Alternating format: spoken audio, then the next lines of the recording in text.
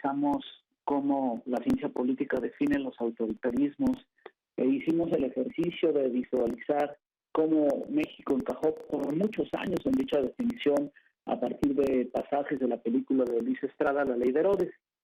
Recordemos que la definición que utilizamos fue la de Juan Linz, que dice que los autoritarismos son aquellos sistemas políticos con un pluralismo político limitado y no responsable, sin una ideología elaborada y rectora, pero con mentalidades peculiares, sin una movilización política intensa o vasta, y en los que un jefe o un pequeño grupo ejerce el poder dentro de límites que formalmente están mal definidos, pero que de hecho son fácilmente previsibles.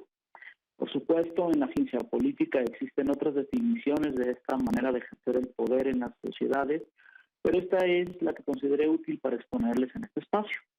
Ahora vamos a oponer a este concepto el de la democracia, del que por supuesto también existen varias versiones según el politólogo o científico social que se escoja.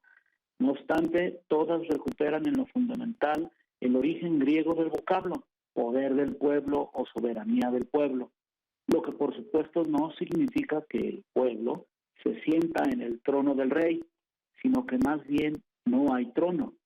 Partiendo de ello, el pueblo en las democracias ejerce el poder de manera muy diferente a como lo hace el soberano individual.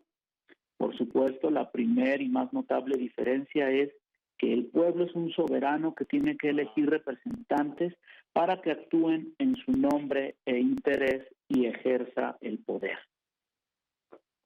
Así, políticos a los que él manda, y por eso llaman mandatarios, son los que hacen la labor de ejercer el poder por el ciudadano.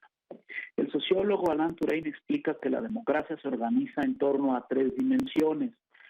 La primera, Estado de Derecho; la segunda, representatividad; y la tercera, conciencia de ciudadanía.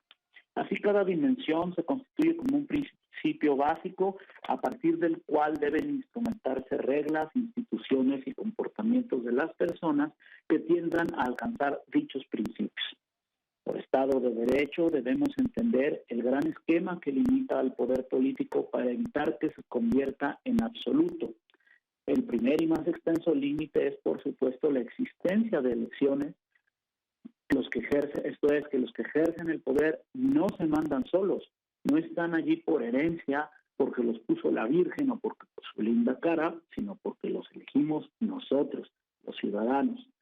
Pero este límite no es suficiente y debemos diseñar todo un conjunto vasto y muy preciso de normas e instituciones que hagan que todo funcione, como y para lo que se debe, y así realmente se genere un Estado de Derecho. Desde nuestra Constitución política, que dicta cómo organizamos y dividimos el ejercicio del poder y que reconoce derechos humanos y asigna responsabilidades, hasta el resto de instituciones, leyes secundarias y reglamentos que deben organizar nuestra convivencia, y podríamos resumir que tienen como fin último el de impedir la arbitrariedad y el secreto. Por otro lado, el segundo principio, la representatividad, es clave y central en las democracias. La elección que hace el soberano debe hacerse con un diseño y un proceso que no solo sea limpio y competitivo, sino que haga que aquellos que son elegidos, los diputados, se sientan compelidos a ser receptivos de las demandas e intereses de sus mandantes, o sea, el pueblo, y estén siempre dispuestos a rendirle cuentas. Por ello, la elección es un paso fundamental, aunque no suficiente. Pensemos qué pasaría si algunos de los representantes que elegimos se desvían del mandato. Una posible respuesta es que no los volvemos a elegir, pero ¿y si eso no es suficiente? Volvemos entonces a la dimensión anterior de Estado de Derecho, que haga responsable a estas personas por sus actos y que tenga listas instituciones que los identifique y los sancione si fuese necesario. De este modo se debe buscar que los mandatarios respondan a las demandas de las mayorías. Pasemos ahora al tercer principio o dimensión, la conciencia de ciudadanía. Preguntémonos, ¿tiene sentido que el soberano colectivo sea en su mayoría indiferente a la responsabilidad y privilegio de su poder político? Si el soberano es indiferente o sabe demasiado poco de su poder, ¿no terminarán sus mandantes haciendo lo que quieren y dándole la espalda? En la antigua Atenas, los ciudadanos eran ciudadanos totales. Esto significa que su existencia y realización como personas se concretaba en la polis, esto es, en la comunidad.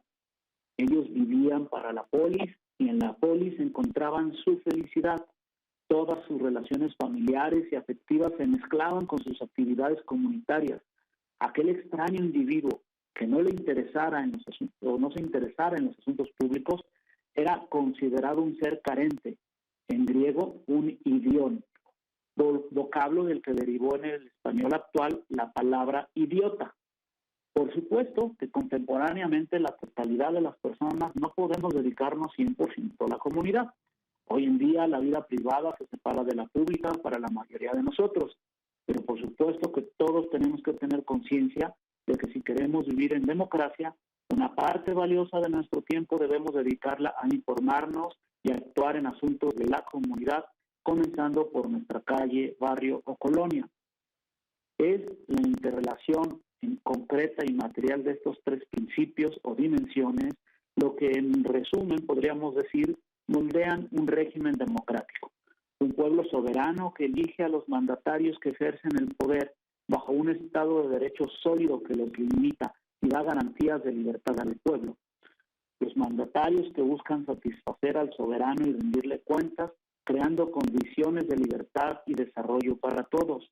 Y por supuesto, un soberano que en su inmensa mayoría participa en la toma de decisiones, ya sea directamente en elecciones, consultas populares, plebiscitos, referéndums, etcétera, o indirectamente, informándose, escribiendo cartas a sus representantes, manifestándose, organizándose, emitiendo opiniones, accediendo a la información, denunciando irregularidades, en fin, haciendo todo lo que un auténtico ciudadano hace. Ya reflexionamos entonces sobre autoritarismo y democracia. Para ti que estás escuchando, ¿a qué se parece más la realidad de México? ¿Vivimos en un régimen autoritario o uno democrático? ¿Un poco de ambos? ¿Estamos en transición hacia la democracia o estamos atrapados en medio de dos mundos? Compárteme tu reflexión en mi Twitter, @Paco_Vallejo, y en Facebook, Francisco J. González Vallejo. Pues muy bien, Francisco, como siempre, muchas gracias por tu comentario, muy interesante, muy ilustrativo. Y ahí están tus cuentas también por si alguien tuviera alguna duda o comentario. Gracias, Francisco. Gracias a ustedes, hasta luego. Muy buenas tardes. Nuestro colaborador Francisco